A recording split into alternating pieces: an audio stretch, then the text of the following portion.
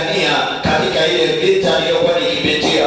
Sio wanadamu bali ni wewe. Baba, ninakutukuza. Tunatambua uwepo wako kama mlima wa Bwana, kwamba madhabahu hii ni wewe unaipigania. Mahali hapa ni wewe unayetupigania. Kuna wakati tunapita kwenye giza, lakini Baba, tunatambua uwepo wako, tunatambua nguvu zako, tunatambua matendo yako, ya kwamba wewe ni Mungu, ya kwamba wewe ni Adonai, ya kwamba wewe ni Yehova Nisi, ya kwamba wewe ni Yehova ile, ya kwamba wewe ni Niko ambaye niko katikati ya miungu. Tumeanza kutambua na tunajua hakuna Mungu kama wewe, hakuna mwenye nguvu kama wewe. Tunatambua uwepo wako katika ndoa zetu, tunatambua uwepo wako katika afya zetu, tunatambua uwepo wako kwenye vyombo vya usafiri. Tunasafiri kutoka sehemu moja kwenda nyingine, tunatambua kila hatua ni wewe, kwenye biashara ni wewe, kwenye huduma ni wewe, kazini ni wewe, kila mahali ni wewe. Ni wewe unayetenda,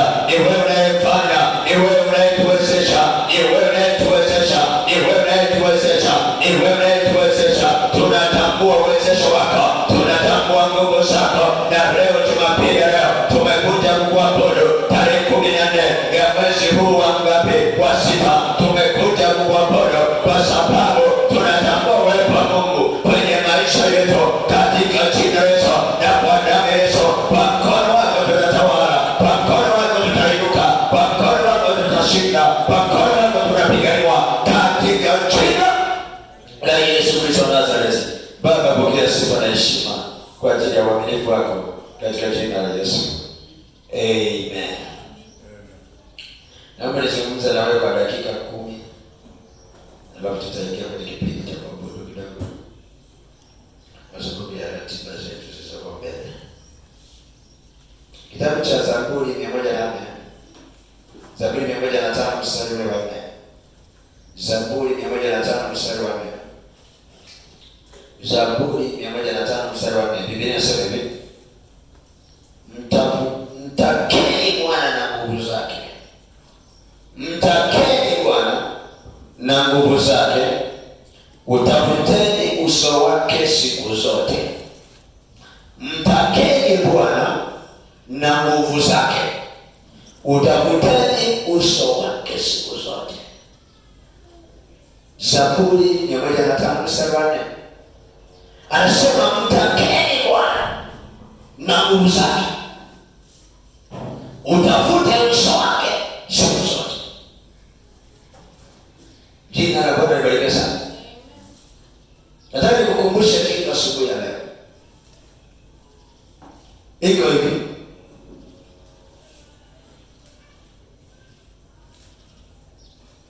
kabla hujataka vitu, mtake Bwana kwanza. Kabla hujaomba vitu, tamani kumhitaji Mungu kwenye maisha yako. Watu wengi tunaenda mbele za Mungu sio kumtaka Mungu, tunavitaka vitu. Na Mungu ni mwaminifu, anatupa, lakini tumeshindwa kukaa kwenye hivyo vitu, tumeshindwa kutembea kwenye hivyo vitu, tumeshindwa kuvitunza hivyo vitu, tumeshindwa kukaa kwenye uwepo na hivyo vitu. Wapendwa, asubuhi ya leo, moja ya kitu ambacho nataka nikusisitize wewe uliyewahi ibada yangu, kwa Mungu kuna majira na nyakati za mtu kuelewa. Kwa Mungu kuna majira na nyakati za kujaribiwa. Kwa Mungu kuna majira na nyakati za kuwekewa kipimo. Lakini nasema mtakeni Bwana na nguvu zake.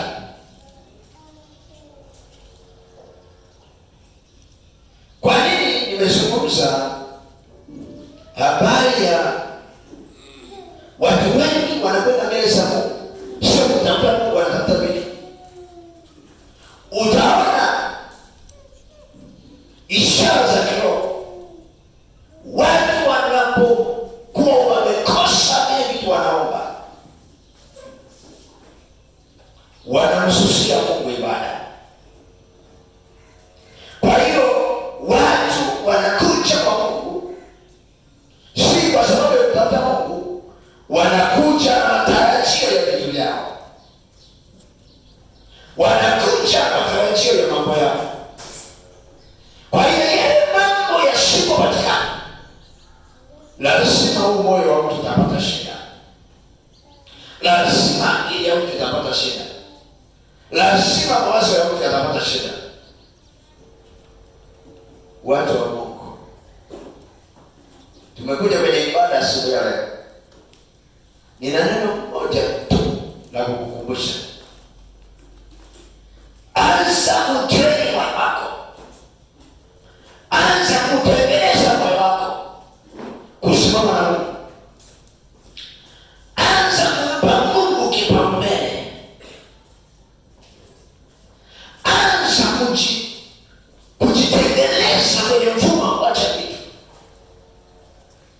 kwa sababu tuko kwenye dunia yenye changamoto mno. Ninasema mtakeni Bwana na nguvu zake.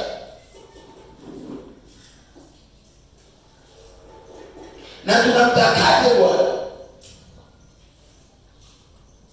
Kuwa ni watu ambao tunaweza kuyaweka mambo ya Mungu mbele na ya kwetu yakawa pembeni.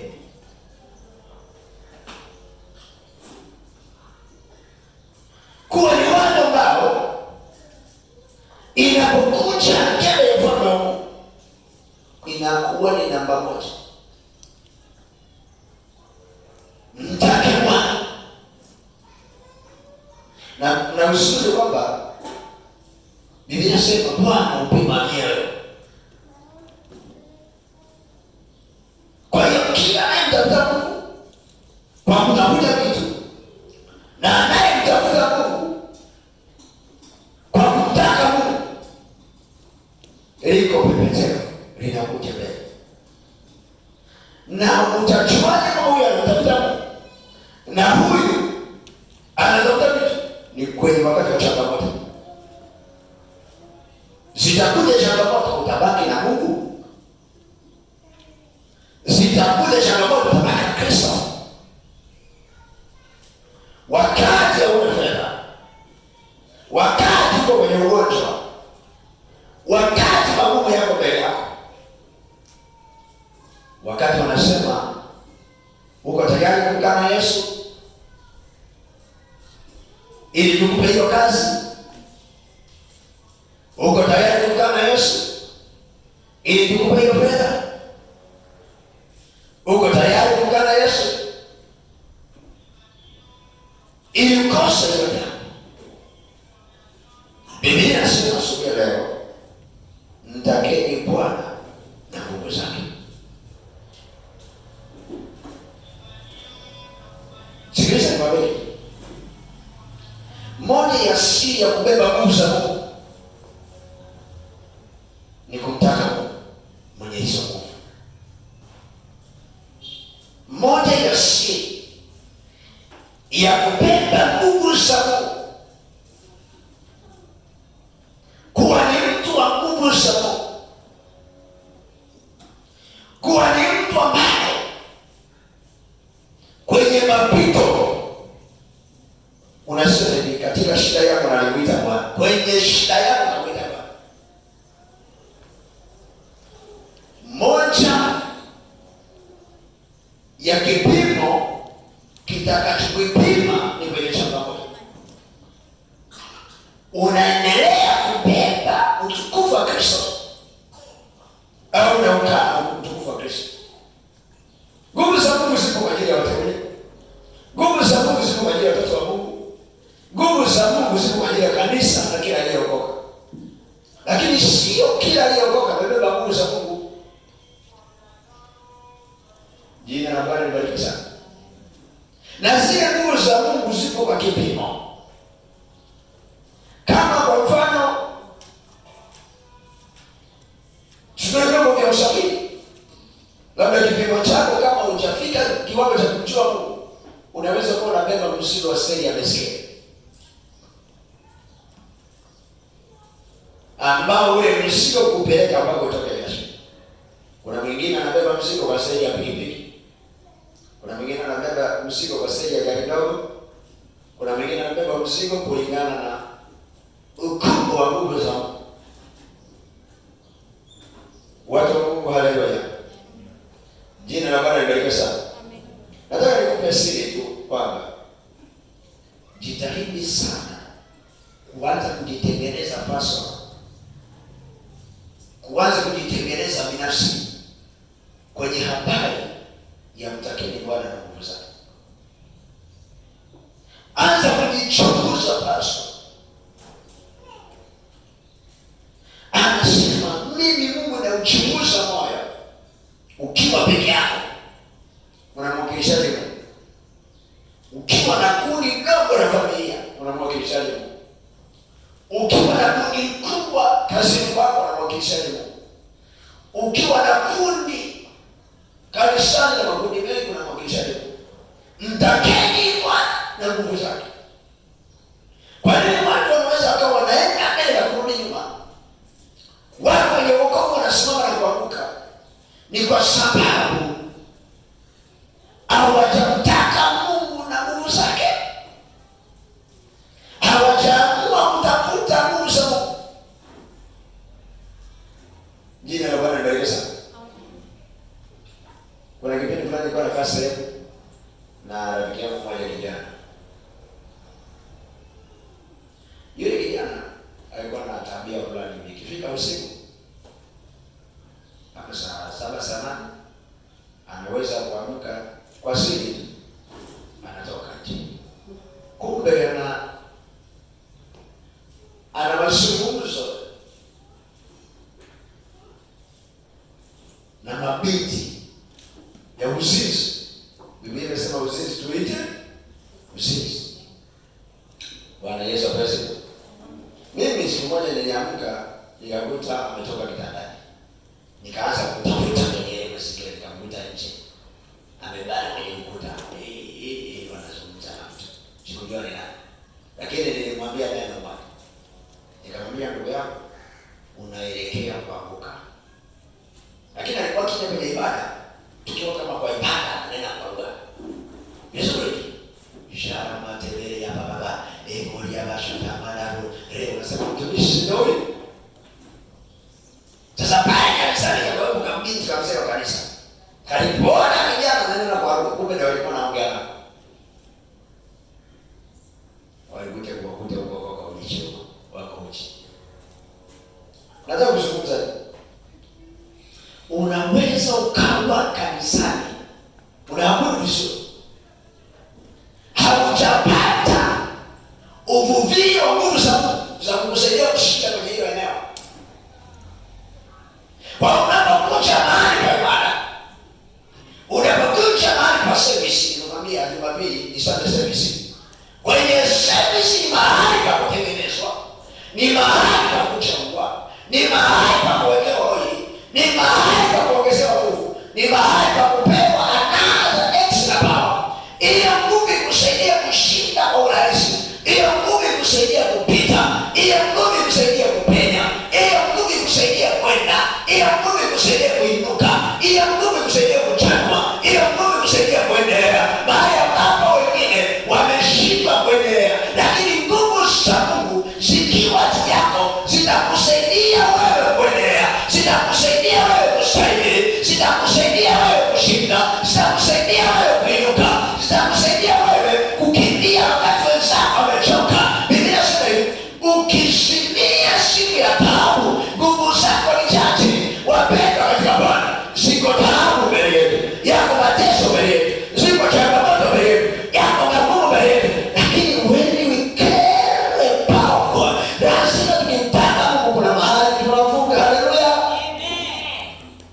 Na nimemwambia kipimo cha mtu aliyebeba nguvu za Mungu ni kidogo sana, ni kidogo sana, ni kidogo sana. Na utajuaje? The moment unaweza kubeba utukufu wa Mungu katika kwenye dhambi,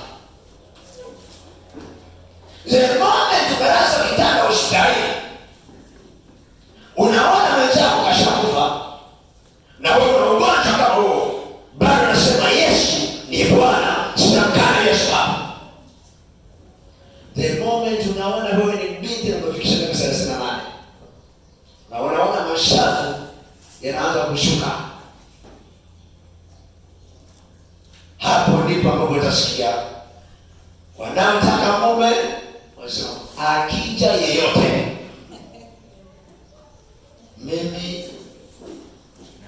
alipo kumtaka Mungu, kumtafuta Mungu. Bwana Yesu asifiwe.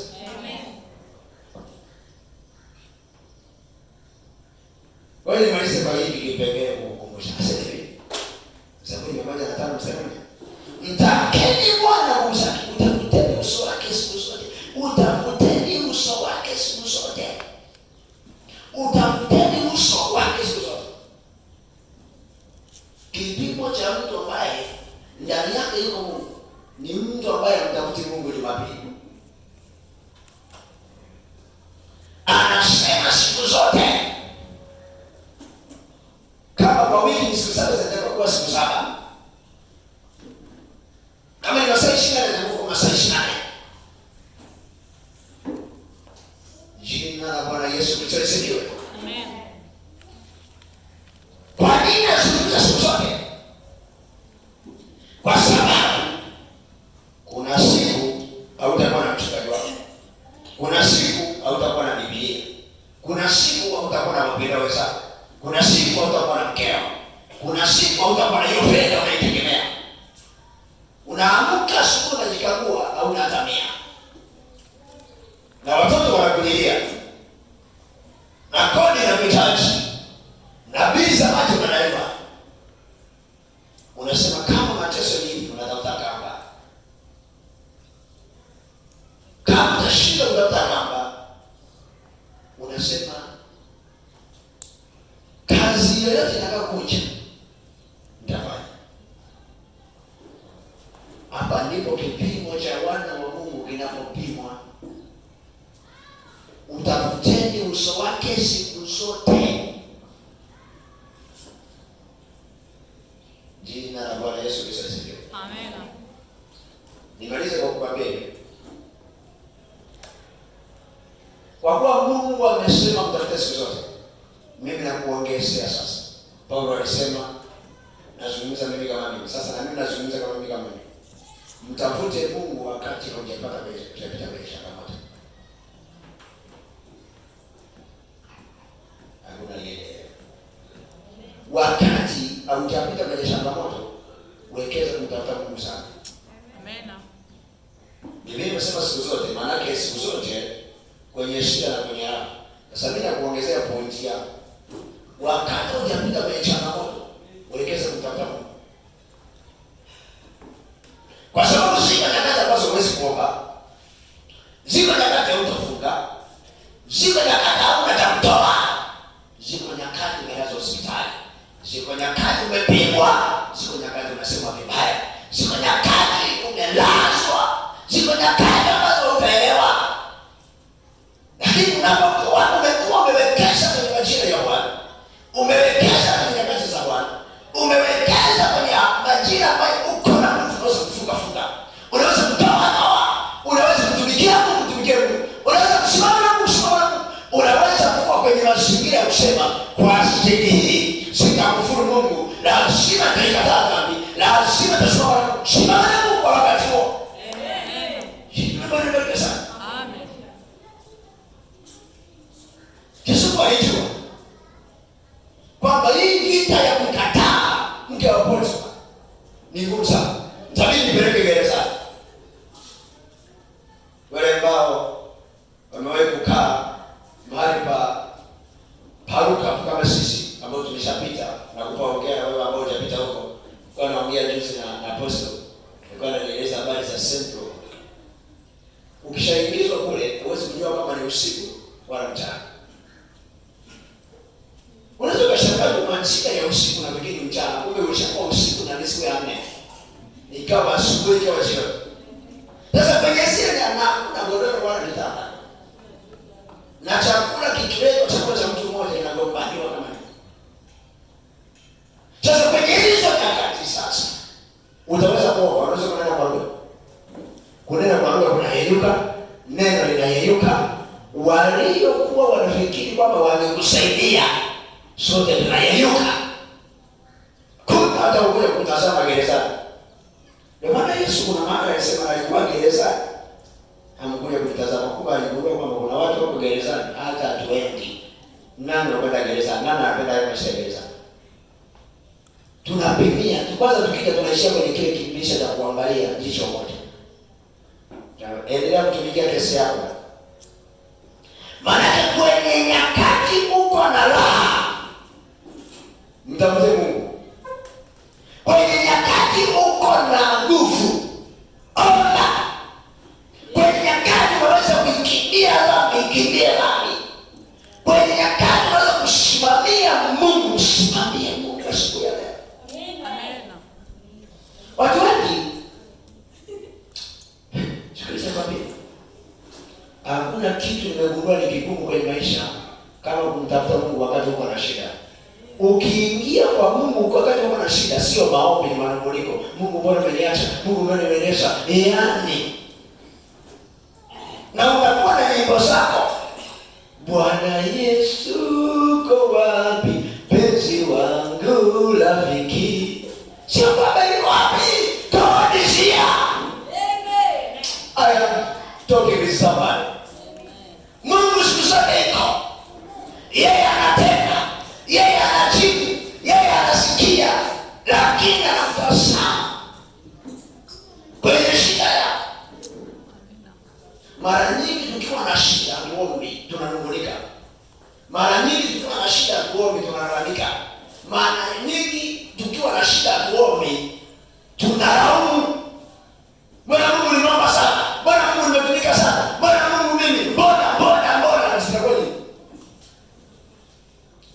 Kama umestania, ni mara chache kukuta mtu anapita changamoto anasema huyu ni Yesu aliyetenda hivi. Vipi bwana ndoa inasumbua? Bado ni Bwana.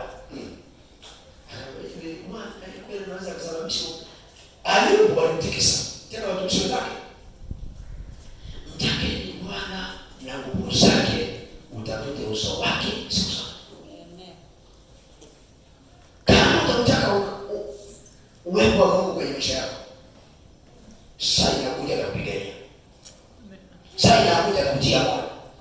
Sasa inakuja kukuvusha. Sasa inakuja kusimama na wewe. Sasa inakuja utashangaa unavuka kirahisi. Wewe hapo unashangaa. Unasimama na Mungu kwenye kati zako. Amina. Jina la Bwana libarikiwe sana. Amen. Na wakati uko na changamoto, unafikiri Bwana anakutia moyo, alafu kile na mchungaji na mimi na ndoga nyundo. Ukienda kwa Mungu anakutana nyundo. Ukienda kwa Mungu anakwambia kumfuru Mungu ufe wewe. Mwanaume gani? Hauna fungu kwenye mfano wewe. Ndio hiyo. Sasa kama ulikuwa na Mungu wa upepo, mshaona kule India wanatengeneza mpaka magari ya upepo. Wanyama wa upepo na shangaa tu wanapuliza nyama imetokea. Sasa na nyama kama kuna upepo, tutapuliza tu. Chai. Asifiwe Yesu Kristo. Kwenye changamoto tabaki na Mungu. Takeni Bwana na kumsaki. Utapenda sote siku zote. Hivi unajiuliza kama mimi ambavyo naweza nikajiuliza kwamba leo Jumapili tunakuja mbele za Bwana Mungu na tunakushukuru kwa ajili ya mahudhurio na mmekuja mapema sana. Na Mungu awabariki sana. Lakini unapochunguza wao umekuja kutafutana. Kuna mtu anataka anasema pale kanisani hapa Mungu anaweza kusaidia nikapata na mchumba. Na hata anasema hii biashara yako imekwama sana, leo nikienda kuabudu mtu anaweza kunitabiria.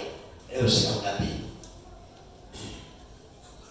Unataka anasema labda nimehangaika au maskini.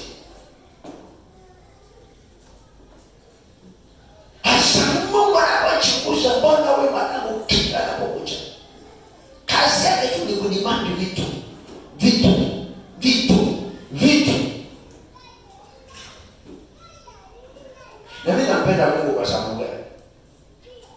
Akishachunguza wewe ni mtu wa vitu, anatazama mbele. Je, nikimpa hiyo nyumba atabaki kuniabudu?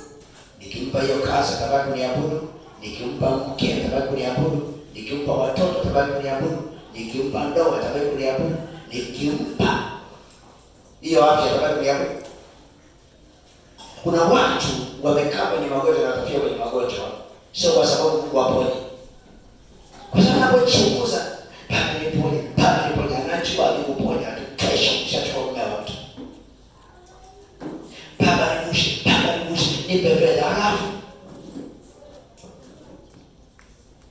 umepewa tu laki mbili.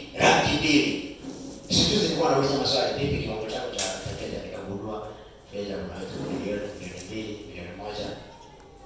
Mungu akigawa milioni 100, utabaki na Mungu? Utabaki kunyenyekea? Utakuwa unazuia ibada? Utakuwa unaimba? Utakuwa siku hiyo tunapewa hiyo fedha, unahamia Masaki, unahama na kanisa, unaenda kanisa la Mtakatifu nishapata jibu. Kanisa la maskini unatuacha pagani. You don't remember kama ulikutana naye na Mungu mahali pale. Jina la Bwana libarikiwe.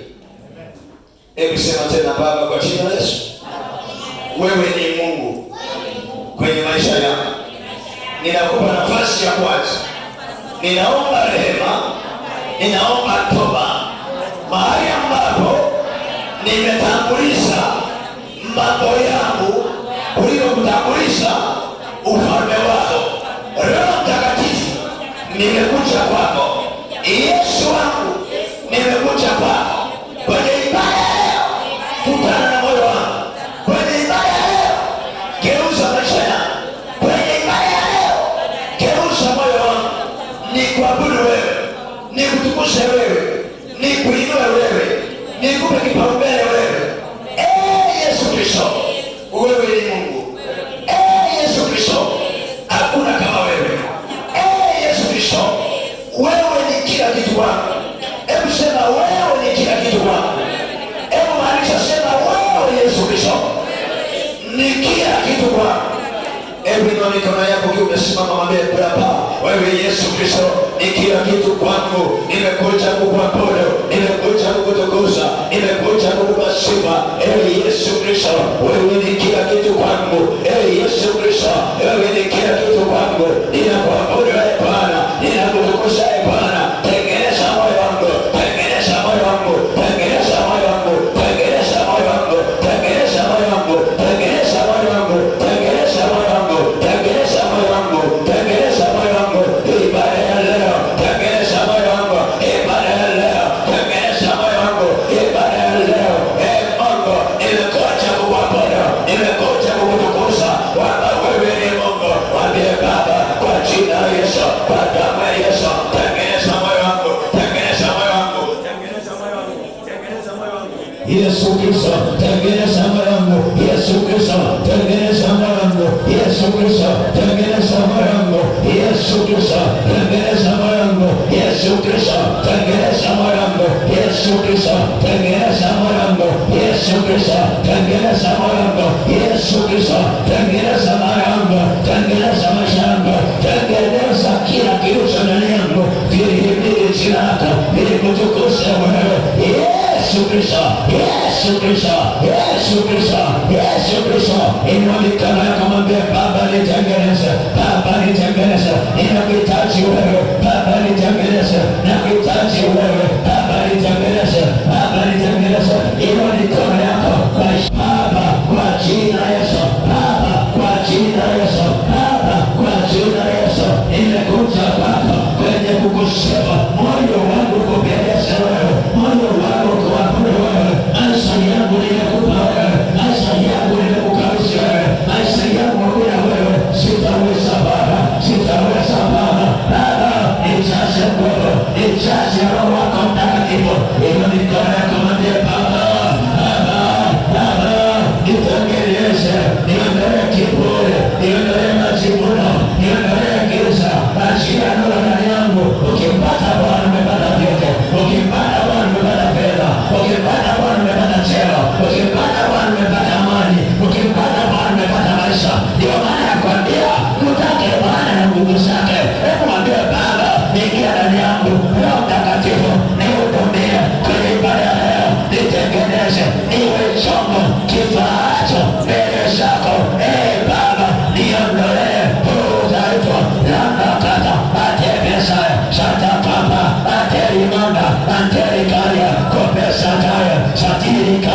orabakata, ndiye Baba, ndiye Baba, ndiye Baba, ndiye Baba, ndiye Baba, ndiye Baba, inakuhitaji wewe.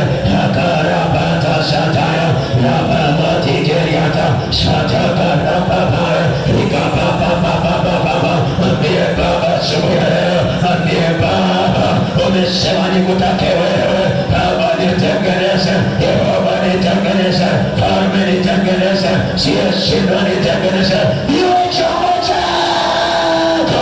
Rababababababa, tunapoingia kwa ibada ya neno, tunapoingia kwa ibada ya sifa, tunapoingia kwa ibada ya maabudu, tunapoingia kwa ibada nyingine, shakantarika barosenikaya, rabata seketiakora, rabandokoti seketiakaya, rabagosetikaya marabosaka, aterika mandosayakaya. Oh,